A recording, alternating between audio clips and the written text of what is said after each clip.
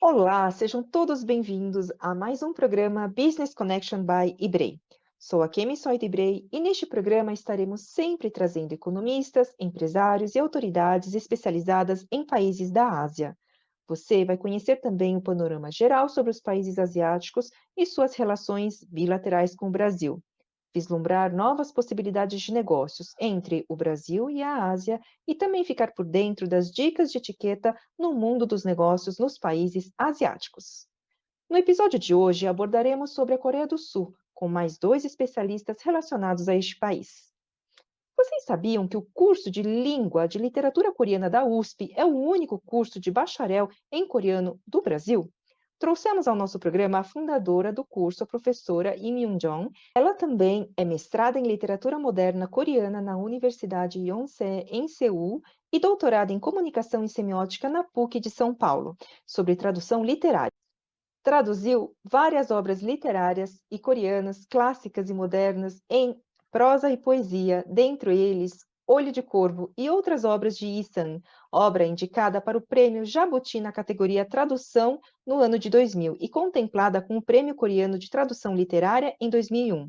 Em 2014, recebeu o segundo prêmio coreano da mesma categoria por A Vegetariana. Atualmente conduz o grupo de tradução de literatura infantil coreana formada por egressos do curso de coreano da USP. Contudo, se você gosta da culinária coreana, talvez já tenha escutado falar no Komá. Paulo Shin frequentou cozinhas como Dong, Kinoshita, Le Coq Hardy em São Paulo e em Nova York trabalhou no Le Marais e mergulhou na cena desvendando alguns dos melhores endereços do mundo.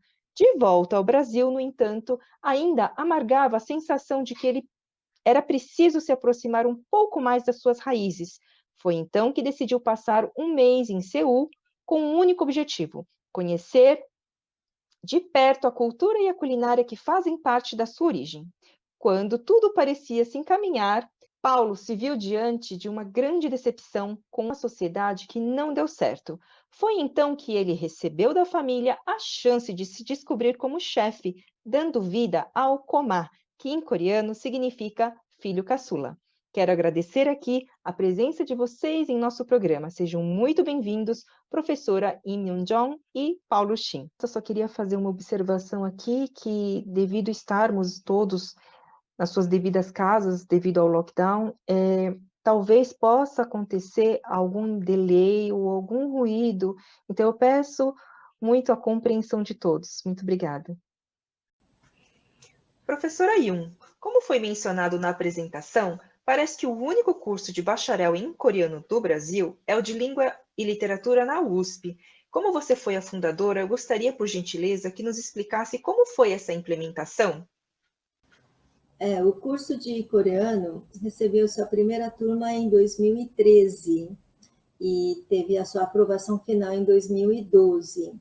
O processo todo começou em 2005, quando a gente recebeu a visita do presidente da Fundação Coreia, que ele veio visitar o Brasil e também a USP. E na conversa junto com o reitor, foi acordado, então, a implementação de um curso optativo. Naquele momento, não havia assim, um plano concreto de um curso de bacharelado, era apenas um curso optativo, porque uma das condições da Fundação Coreia era que nós tivéssemos cursos com validação de crédito, e não assim um curso livre. Então, o curso com crédito optativo de língua coreana foi implementado em 2006, e aí nós começamos todo um processo burocrático longo, até aprovação final em 2012, e foi muito difícil, porque fazia 40 anos que a Faculdade de Filosofia, Letras e Ciências Humanas, da USP, que a gente chama de FEFELESH, implantava curso novo. Então, ninguém sabia os trâmites a serem seguidos, né? Mas a gente foi caminhando na paciência e chegamos a implementar o curso em 2013. Muito interessante essa trajetória, professora, foram muitos anos, né? E eu, como descendente, eu fico muito orgulhosa e muito feliz por essa conquista, né? E também por existir essa demanda. Muito obrigada. E continuando então na área de educação, você como profissional dessa área, como foi a procura do curso pelos brasileiros e pelos descendentes? E também eu gostaria de saber como foi a frequência antes e depois do boom do K-pop no Brasil.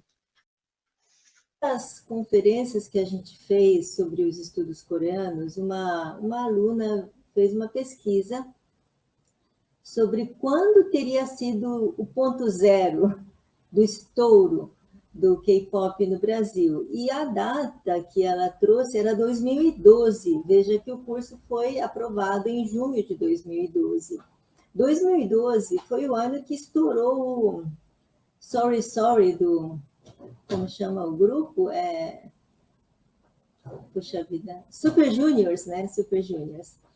E claro que havia muita coisa acontecendo antes, mas o Super Junior veio como um tsunami, né? Ele varreu os fãs de K-pop naquela época. Então, veja que nós começamos o curso já com a febre instalada.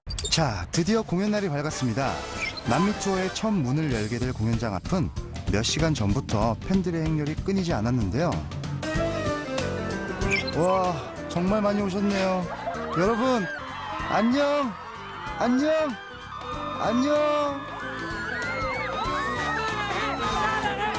Passou pela fila desde cedo para poder todo mundo assinar. A gente realmente espera que a gente consiga entregar para os meninos.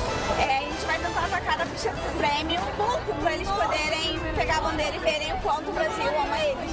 Comecei a gostar por causa dela, que ela gosta muito, ouve o dia inteiro. Nós trabalhamos com uma revista e a revista que tem eles na capa é a que mais vende, com certeza. E eu é assim, desde o início, a carreira deles. Super Junior com certeza é a banda mais popular no Brasil. 팬 여러분들이 이렇게 칭찬해 주시는 동안 저희 슈퍼주니어는 멋진 공연을 보여드리기 위해 리허설이 한창이었는데요. 브라질 전통 음악에 맞춰 춤과 노래도 준비하고요. 보다 완벽한 공연을 위해 꼼꼼하게 체크, 또 체크했습니다.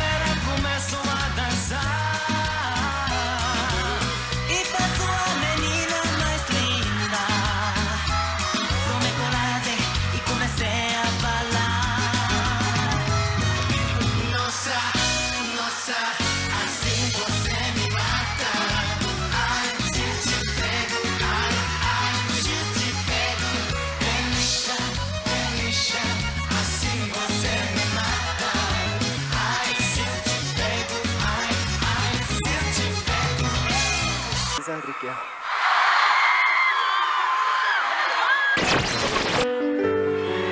Baby, I just wanna love you. You're the heart. So 알아요, 믿어요. 첫눈에 반한 당근만 아침에 눈을 뜨면 어젯밤 꿈속에 그대 내게로 와 입 맞추던 그 느낌 그대로 아직 남아 계속 남아 온종일 그대 생각에 웃죠. So I pray for you. So I promise you. So I 약속해요 모든 것이 그대라고 믿을게요. 그대라고 믿을게요.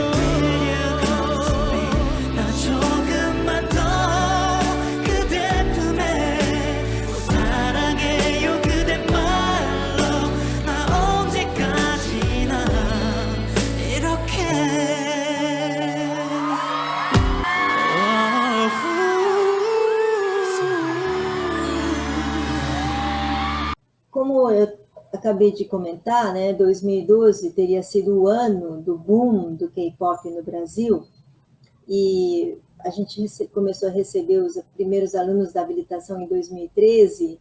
A habilitação em si começou já com a febre instalada. Mas, falando um pouco sobre os antecedentes de 2006 até 2012, é curioso você observar que no comecinho nós tínhamos a maior parte não, uma boa parte dos alunos de origem coreana. E, num dado momento, eles sumiram e foram preenchidos por pessoas brasileiros, né? E aí aconteceu que quando nós realmente começamos a habilitação, a partir daquele momento nós não tivemos pessoas de origem coreana nas minhas turmas. Só para vocês terem uma ideia, com o curso online, agora no modo online, nós estamos tendo muita procura, porque é mais fácil para os alunos, né, compor, não precisa ficar andando de um lado a outro. Por exemplo, alunos da São Francisco, alunos que fazem USP de São Carlos, enfim, essas pessoas também podem assistir os cursos. O meu curso de cultura coreana, tivemos, acredito que mais de 120 inscritos. E eu até que tive que deixar umas pessoas fora, porque era muito para mim lidar com tanta essa gente. E a turma acabou ficando cerca de 80 a 90. E entre esse universo de quase 90 alunos que está cursando cultura coreana, porque cultura coreana é oferecido não somente para quem é da habilitação, mas para todo mundo que quiser fazer como optativa, acho que tenho 2 alunos com sobrenome coreano, né? E eu sei que tem muitos mais coreanos fazendo USP, né? Bom, é uma coisa que não tem uma explicação, eu não tenho nenhuma explicação, tá? A explicação que eu posso ter é que a cultura coreana atrai muita atenção de não coreanos. Professora Yun, realmente é muito curioso esse dado, né, de que são poucos os descendentes de coreanos que têm a procura no curso. Muito interessante isso. Mas eu também acredito que o K-pop, ele favoreceu, pelo lado positivo, a disseminação da cultura coreana no mundo e que também contribuiu aqui para a diferenciação entre os povos asiáticos, né? Porque eu acho que antes as pessoas também não tinham tanto conhecimento das diferenças culturais existentes entre os países asiáticos. Então, eu acho que nesse sentido também contribuiu muito. E que bom saber que existe esse número de procura, como a professora mencionou, que até não podia, teve que até diminuir um pouquinho. Isso é fantástico. Muito obrigada. Paulo, você começou sua carreira muito cedo na área da gastronomia, mas talvez as pessoas desconheçam a sua experiência na culinária francesa, como mencionamos na sua apresentação. Você poderia nos contar um pouco sobre a sua história de como foi abrir um restaurante coreano aqui em São Paulo? Tudo bem, ok. Bom, é uma história faz um tempo já, fazem 15 anos que eu entrei na cozinha. E como você disse, né, eu sempre tive uma paixão, posso falar assim, pela culinária francesa.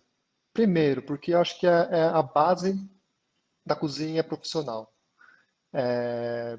E como estudante de gastronomia na época, toda a estrutura, toda a parte de organização, toda a parte de operação de uma cozinha profissional era baseada na cozinha francesa. Desde molhos, né, preparações, até brigada da equipe. E, naturalmente, né, acho que a fonte de inspiração, a fonte de estudo, né, todos os precursores, os grandes nomes, eram chefes franceses. Então, acabou que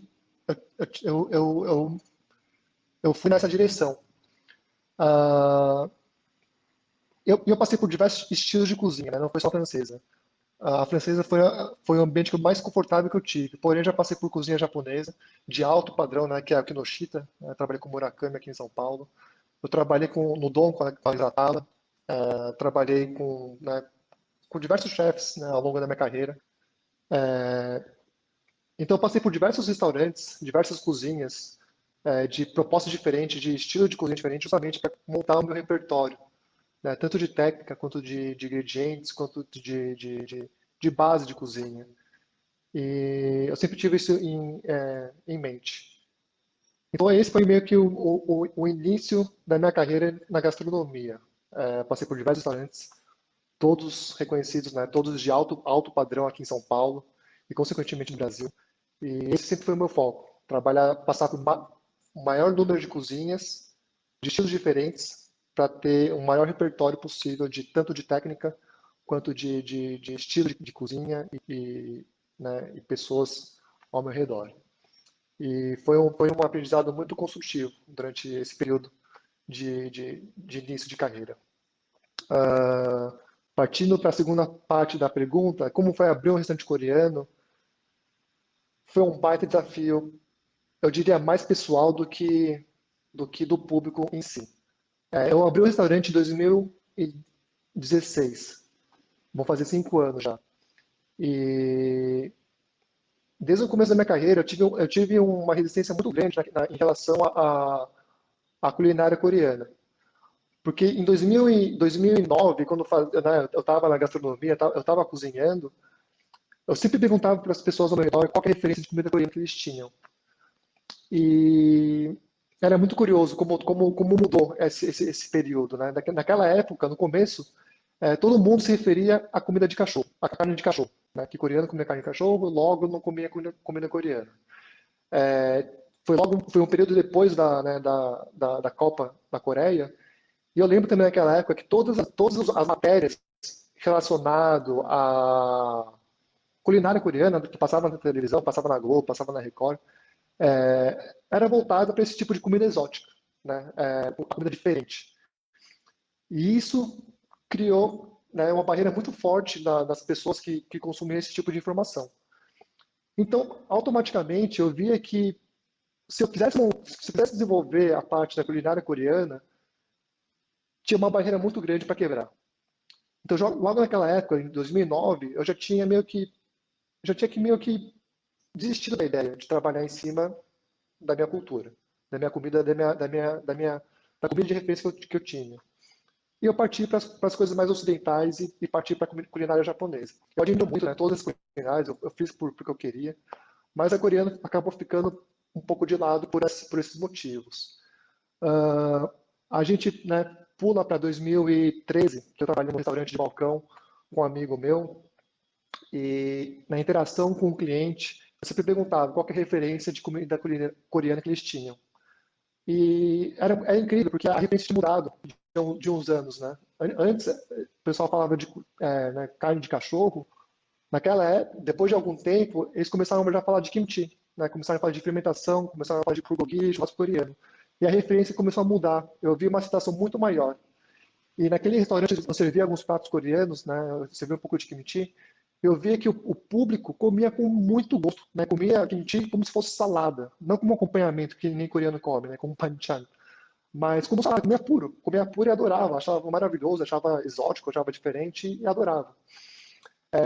Teve um reflexo, né, do David Chang, que é um chefe de Nova York. Naquela época também ele tinha um boom, foi um grande crescimento dele, e acho que a referência que as pessoas tinham de culinária coreana era ele. Então, acabou que abriu uma porta muito grande para a citação da cultura coreana nesse meio de gastronomia. A gente pula mais um pouquinho esse período. Em 2016, quando abri o meu restaurante, foi esse processo, né, de se reapropriar a minha cultura. Né? O que eu quero apresentar para o público? Primeiro, eu quero apresentar o sabor coreano. E era uma dualidade muito forte entre a citação do público e a citação da comunidade coreana, né, que são duas coisas totalmente diferentes. E eu nunca tive a pretensão de fazer o melhor restaurante coreano. Pode parecer um pouco, né, não sei, pode parecer um pouco estranho, mas eu nunca tive essa intenção. A minha intenção sempre foi: eu quero fazer o meu trabalho, eu quero apresentar os sabores dentro, né, envolvendo todas as técnicas, toda a minha carreira que eu já tive, né, no passado. Eu quero conseguir resumir, né, apresentar dentro do meu cardápio, dentro do meu restaurante. Tanto é que se você olhar no cardápio, para a comunidade coreana, são pratos muito simples, são pratos cotidianos. Né? Tem kimchi bokkeumbap, tem galbi, tem samgyeopsal, né? Então não é nada de novidade para o público coreano. Porém, para o grande público, entrou como se fosse uma novidade, sabe, uma coisa totalmente nova para o mercado. Tanto a dinâmica de como se come na mesa, a interação, né, da refeição coreana, uma vez que todo mundo compartilha, né, do que está na mesa, todo mundo come junto, é uma refeição comunitária, até a dinâmica do samset, né, de você pegar as folhas de alface, a folha de quenil, colocar a proteína, colocar o arroz, né, colocar os molhos, fazer uma trouxinha e comer com a mão, toda essa interação era muito novo para o grande público. E uma vez que a gente tinha um serviço voltado para educar o cliente, mostrar o que era a cultura, sem julgamento, sem deixar a pessoa desconfortável, as pessoas aceitavam muito bem, né? O cliente aceitava muito bem. E o sabor da culinária coreana, eu sou meio, né, tenho um viés aqui, mas tem uma complexidade e tem uma questão do sabor que, né, você consegue encontrar o salgado, o doce, o apimentado, o ácido da fermentação, as texturas, as cores, tudo é amigável. Uma vez, né, que você consegue equilibrar a pimenta, né, claro que é o ponto mais forte da culinária coreana, uma vez que você consegue equilibrar esses sabores, tudo tem uma harmonia tão incrível que, né, que é outra referência de sabor para quem não conhece. Uma vez que a pessoa está acostumada a só comer uma comida temperada com sal, cebola e alho, uma vez que você coloca kimchi, pimenta, fermentação, açúcar, né, dá um outro ponto de referência. Então, conhecer todo esse processo, conhecer todo esse processo, né, e a aceitação do grande público, que fala a verdade, que é o que faz a gente estar hoje onde a gente está, não foi planejado. Não foi planejado, não foi calculado, foi, como a professora falou, foi um caminho andado.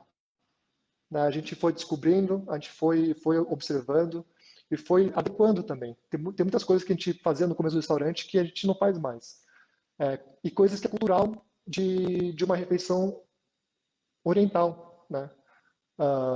Desde a pressa, né? Desde dessa agilidade de você servir, você conseguir, né, mudar isso, falar, não, gente, as pessoas querem vir aqui para uma experiência, as pessoas querem estar aqui sem pressa. Né? Então, são várias coisas que a gente vai adequando ao longo dos anos. Então, essa também é a experiência da minha abertura. Foi um cenário totalmente novo, que a gente foi desbravando dia a dia, e continua a desbravar ainda hoje. Paulo, abrir um negócio é sempre muito desafiador, né? Eu achei super intrigante a sua trajetória. Obrigada por compartilhar ela aqui conosco. Você sabe, assim, não sei se você sabe, mas eu sou fã do Comar. E para mim, o maior diferencial do seu restaurante é que você conseguiu trazer uma culinária mais, assim, gourmet, coreana mais gourmet e não tão raiz. E eu acredito que, como você, pela sua trajetória, uma vez você sendo expert na gastronomia, você sempre vai conseguir se sobressair em qualquer especialidade gastronômica. Muito obrigada pela sua resposta. E Paulo, você diria que hoje você se encontra satisfeito com a sua escolha na culinária coreana ao invés da francesa? Sem dúvida, com certeza. Eu confesso que no começo da decisão, né, de trabalhar com culinária coreana, partiu muito mais da minha família, partiu muito mais, né, das pessoas ao meu redor do que propriamente dito a minha escolha. Mas uma vez que eu consegui, né, quebrar essa barreira e me sentir confortável com isso, de estar sendo, né, entre aspas, né, representante, né, apresentar para o público um pouco da cultura coreana e saber lidar com essa responsabilidade. É uma coisa que eu não trocaria. Eu não trocaria eu não me vejo tá fazendo a culinária francesa e apresentando a cultura francesa no meu trabalho. Né? Não faz muito sentido, é meio desconexo. E então eu sou muito grato, né, de eu ter entrado, né, ter começado a desenvolver meu trabalho na culinária coreana e apresentar, né, conseguir abrir um restaurante com essa proposta e o público ter aceitado da forma que aceitou hoje, né, como a gente é aceito hoje não só na cidade de São Paulo, mas no cenário da gastronomia do Brasil. E é muito curioso. Acho que é muito gratificante. Eu acho que você fez uma escolha muito certeira, principalmente pela questão que a gente tem falado, que você comentou sobre a representatividade, né, dos asiáticos. Então, mais uma representatividade de uma culinária excelente, coreana aqui em São Paulo. Então, eu fico muito feliz que você tenha feito essa escolha, porque realmente a cidade agradece, viu, Paulo? Agora, voltando para a educação, em relação ao governo coreano, também notamos que as bolsas de estudos aumentaram consideravelmente. Professora Yun, você poderia fazer um paralelo sobre o sistema de educação no Brasil e na Coreia? Começar. Sim. A pergunta, acredito que a pergunta seja um tanto ampla, mas vamos começar falando das bolsas, né? Existem duas frentes grandes de oferecimento de bolsas do governo coreano. Um é para descendentes de coreanos e outro para alunos estrangeiros. E são duas entidades diferentes que fazem isso e têm propósitos diferentes. Porque, não sei se vocês têm essa informação, a Coreia tem 50 milhões de habitantes e é estimado que 7 a 8 milhões de coreanos vivem fora da Coreia, né? Então, num dado momento, o governo coreano percebeu que esse contingente que mora fora da Coreia tem que ser trazidos para dentro da população da Coreia, especialmente nesse momento, que a taxa de natalidade da Coreia é um dos ou o menor do mundo todo, né? Ela beira na faixa de 1, né? Ou até menos que 1, 0,9, qualquer coisa. E estão dizendo que a partir de 2030 a população coreana vai começar a decrescer. O governo coreano se deu conta que era preciso abraçar essa população coreana que vive fora da Coreia. E não faz tanto tempo assim que os coreanos no além-mar ganhou direito de voto, né? E é possível votar no consulado. Então, para reforçar a identidade nacional dos descendentes de coreanos, os programas de bolsas foi aumentado, foi para poder acolher mais os descendentes de coreanos. Ao passo que, para os alunos estrangeiros, o governo coreano está praticando uma forte política de internacionalização em todas as frentes, certo? Dizem que o K-pop, o Hallyu todo, tem lá um dedinho do governo coreano incentivando, porque a internacionalização é um objetivo a ser buscado para um país como a Coreia, país pequeno e que sem recursos naturais. Brasil tem recursos naturais. Se fechar todas as fronteiras do Brasil, o Brasil tá bem, ele consegue sobreviver. A Coreia não, a Coreia não tem praticamente fontes naturais, né? A Coreia não tem jazida de ferro, por exemplo. Se fechar as fronteiras, a Coreia não consegue mais fabricar nem automóvel, né?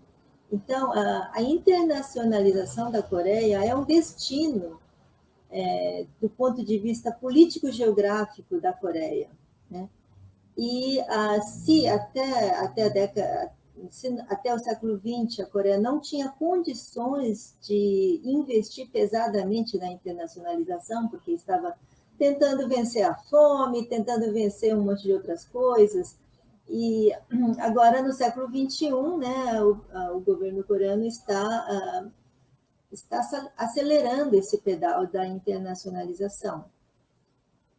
O professor Gilmar Maziero, da FEA, uma vez comentou uma coisa muito interessante, que quando os coreanos desenvolveram o seu parque industrial, o seu mercado consumidor almejado era fora, porque a população interna não era suficiente para suportar todo esse desenvolvimento econômico. E quando essa mentalidade foi para os outros campos, também começaram a produzir coisas tipo exportação, que é o caso do K-pop, K-drama, dramas. Eu odeio falar K-drama, eu gosto de falar novelas coreanas. Mas o pessoal fala de K-dramas, eu acho feia essa palavra, enfim. Mas veja que essa observação do professor Gilmar Maziero, ela é perfeitamente, ela se encaixa perfeitamente nesse modelo de produção, seja na indústria pesada, seja na indústria cultural. Agora tem a pergunta das diferenças educacionais, né? É muito difícil você comparar dois sistemas educacionais de dois países tão diferentes e que vivem momentos históricos tão diferentes, né? O Brasil é um país enorme e tem diferenças regionais, né, estonteantes, né? A Coreia é um país pequeno, existe uma uniformidade em todos os aspectos. No Brasil existe a diversidade, é o país da diversidade. Então, comparar esses dois sistemas é muito difícil, né? Eu acho que o Brasil tem uma forte política de ensino superior gratuito, as universidades federais, estaduais, ao passo que as universidades coreanas não têm. Hoje em dia tem muita bolsa, mas não existe uma bolsa integral como existe no Brasil. Não existe uma educação superior completamente gratuita como aqui. Na Coreia, você eventualmente consegue uma bolsa integral, mas talvez você tenha que tirar os primeiros 3 lugares. Fora isso, você tem universidades subsidiadas, você tem bolsas, mas são bolsas parciais, né?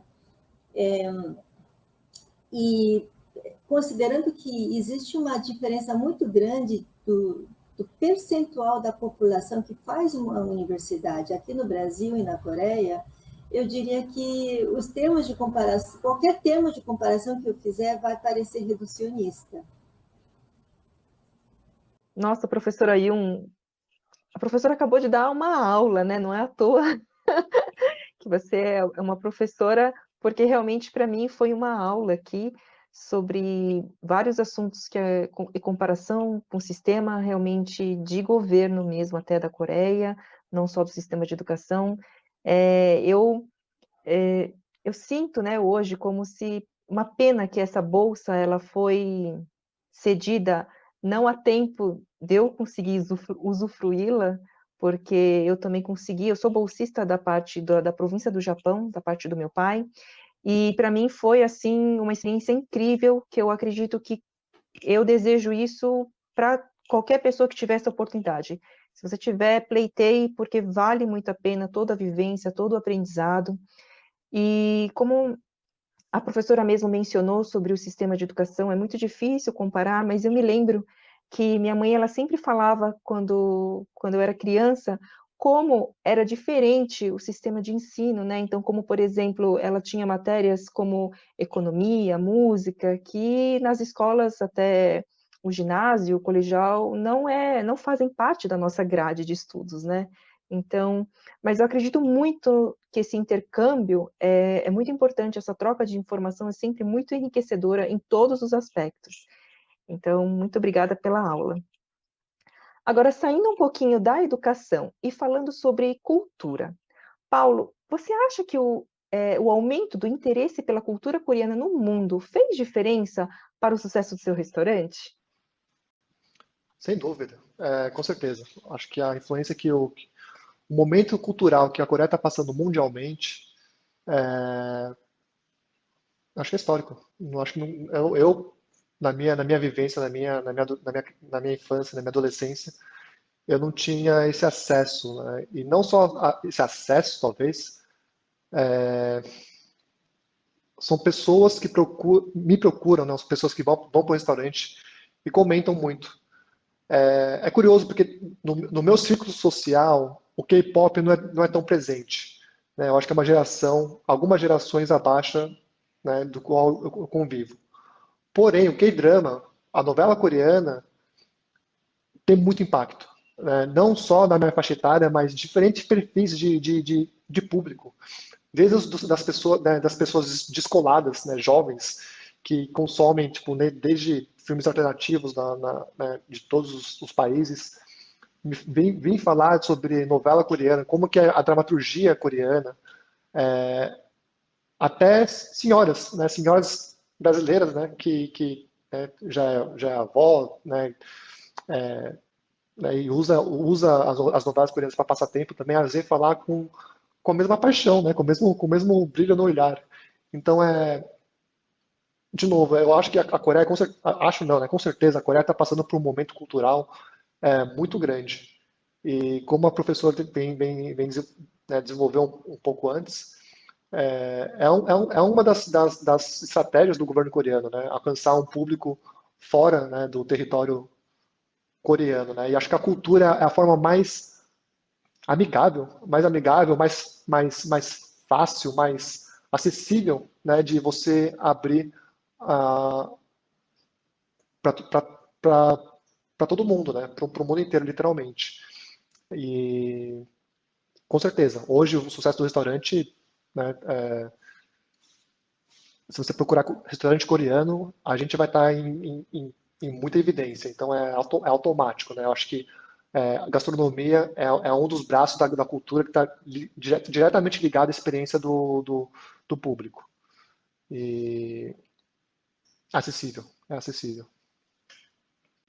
Sabe, Paulo, eu acho que se fosse para fazer uma aposta, se a gente não tivesse nenhum restaurante ainda, nem japonês, nem coreano, e se fosse para fazer uma aposta entre qual dos dois faria mais sucesso entre os brasileiros, a minha aposta teria sido na culinária coreana, porque, como você mesmo mencionou anteriormente, né, nos pratos a gente utiliza muito, existe, né, na culinária coreana, carne bovina, suína, pimenta, alho, e bastante condimento, que são todos esses ingredientes que já fazem parte do paladar brasileiro, né?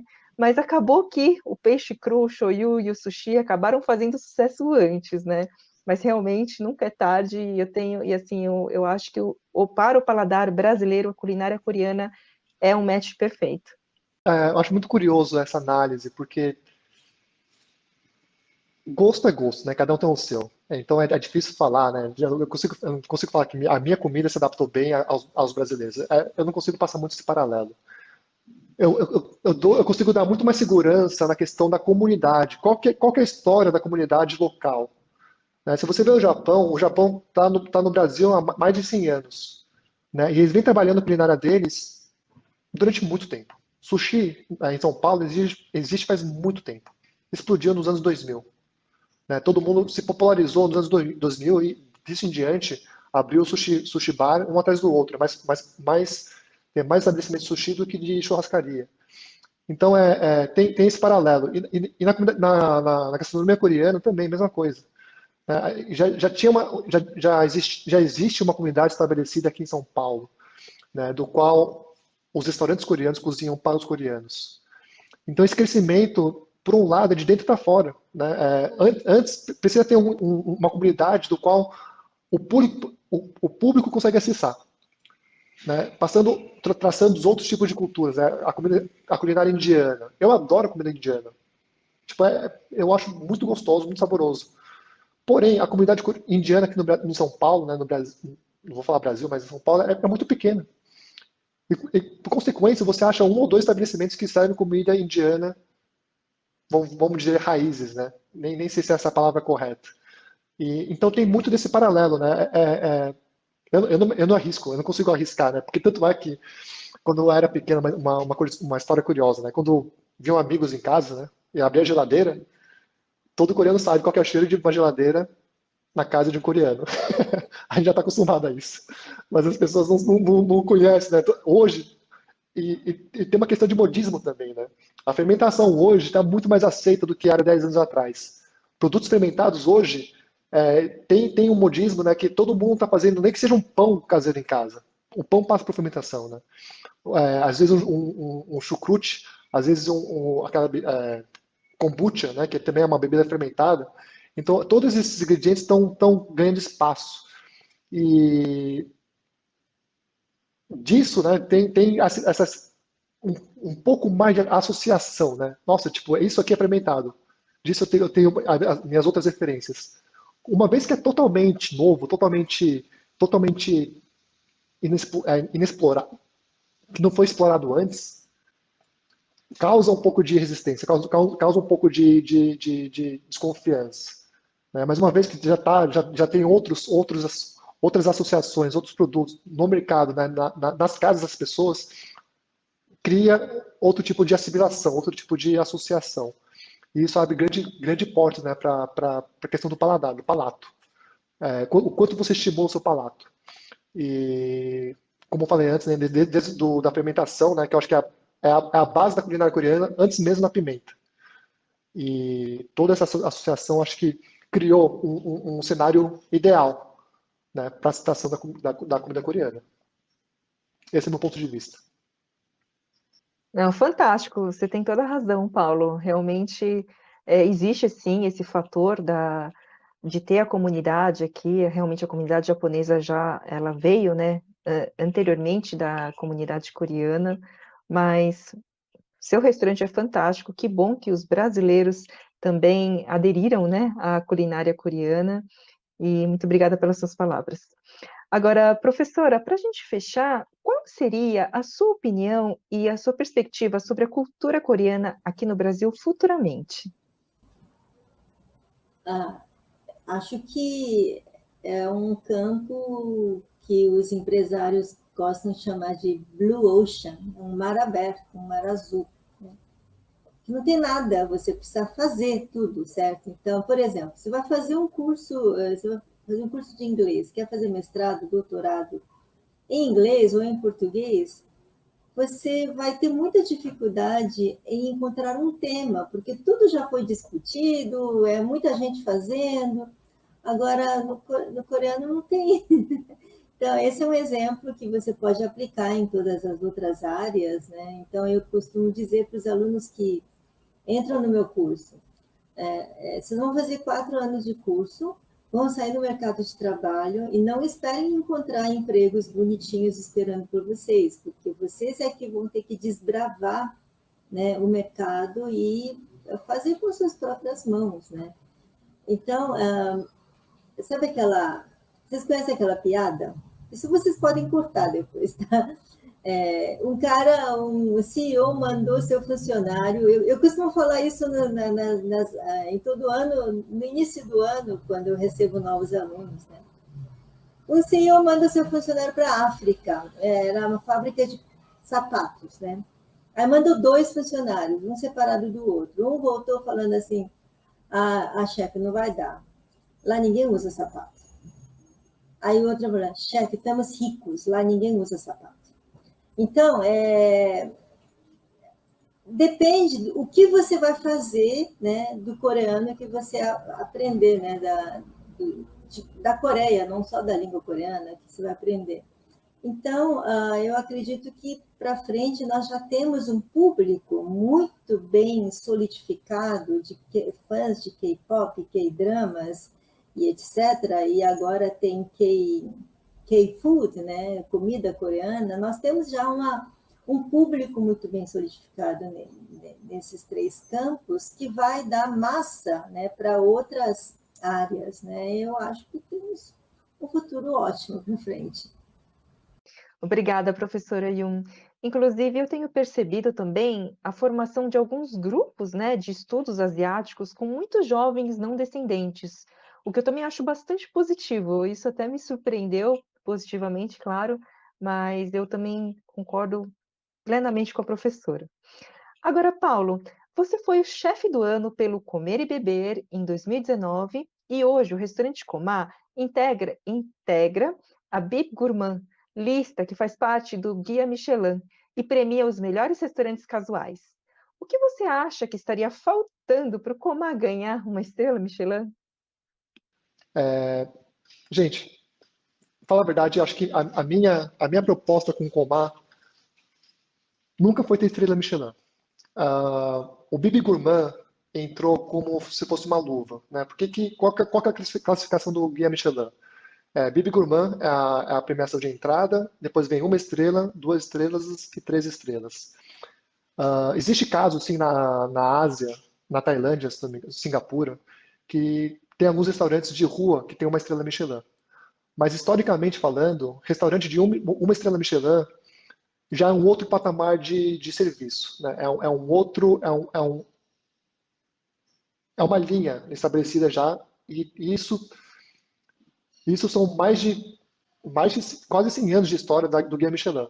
Agora, não lembro direito como que é, quantos anos tem, mas é quase 100 anos. E eles têm uma lista de requisitos, né, para você entrar conseguir 1 estrela no seu estabelecimento. O Bibi Gourmand, né, se for ver lá a descrição, é o custo-benefício. Entre aspas, né, o bom, entre aspas, barato, né, o bom e barato. E a proposta do Comar sempre foi essa, né, nunca foi cobrar um valor exorbitante do cliente, né, justamente para que eu tenha mais margem, né, um público ainda maior para conseguir estar apresentando esse sabor da culinária coreana. E ganhar, né, o prêmio do chefe do ano pela revista Veja foi um reconhecimento incrível. Eu sou muito grato ao Arnaldo Brensato, né, pelo prêmio. Né, de novo, né, voltando um pouco para o Michelin, eu acho que é um reconhecimento que todo chefe de cozinha, todo mundo que abre o seu restaurante almeja, né, porque tem um histórico, né, eu acho que o Guia Michelin foi responsável por estabelecer um alto padrão de cozinha no mundo, né? Não estou falando só da França, não estou falando só dos Estados Unidos, estou falando do mundo.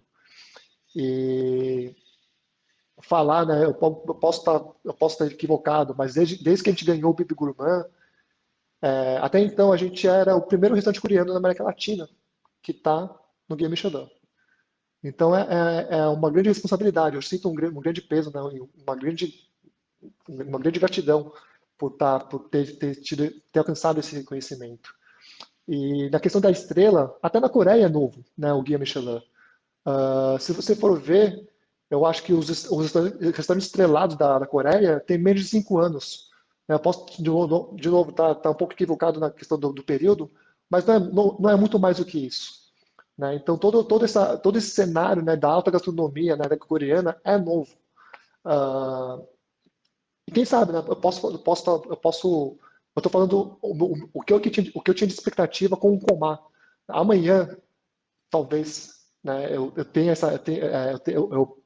eu visto essa camisa, né, não sei, eu tenho essa ambição de ganhar 1 estrela Michelin. Mas para isso eu teria que montar um restaurante do zero, né, com uma outra proposta, com outro cardápio, com outro serviço, para se enquadrar nesse padrão que é o Guia Michelin.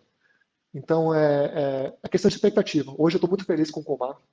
A gente está crescendo bastante, consideravelmente, todo ano desde a nossa abertura, alcançado cada vez mais público, né, mais clientes, e a satisfação também a gente está sendo muito bem recebido, muito bem aceito por todos. E isso é muito gratificante saber que a gente, né, começou com um formato e foi crescendo sem perder as características primordiais do que é o Comar, o que é o restaurante. Qual que é a proposta, né? Qual que é o nosso trabalho em cima do mercado, né, da gastronomia e da cultura coreana. E é isso. Quero parabenizar você, Paulo, né, por toda essa conquista, que também é uma conquista para a gente, né, como eu mencionei antes, como descendentes também, a gente fica orgulhoso, a gente fica feliz, a gente torce junto. E, na verdade, a professora Yun também, parabéns por você ter sido a fundadora desse primeiro curso também, a gente fica com muito orgulho. Não é à toa que vocês dois aqui estão participando do nosso programa para mostrar também todas essas possibilidades, empreendedorismo. Enfim, vocês dois estão de parabéns. Muito obrigada pela presença, professora Yin Yoon-jong e Paulo Shin. Obrigada. Obrigado. Até a próxima. Muito obrigada pela presença, professora Yoon-jong e Paulo Shin. Quero agradecer também a Delight Modas por me vestir nesse programa. Espero que você tenha gostado do nosso programa e do conteúdo que trouxemos. Se você gostou, está convidado a nos acompanhar em nossas redes sociais, compartilhe com seus amigos e ajude-nos também a divulgar a cultura asiática no mundo dos negócios. Agora, se você tiver perguntas ou sugestões sobre os países e temas que você gostaria de assistir aqui, nos escreva via direct no Instagram do nosso programa. Nos vemos na semana que vem. Até lá!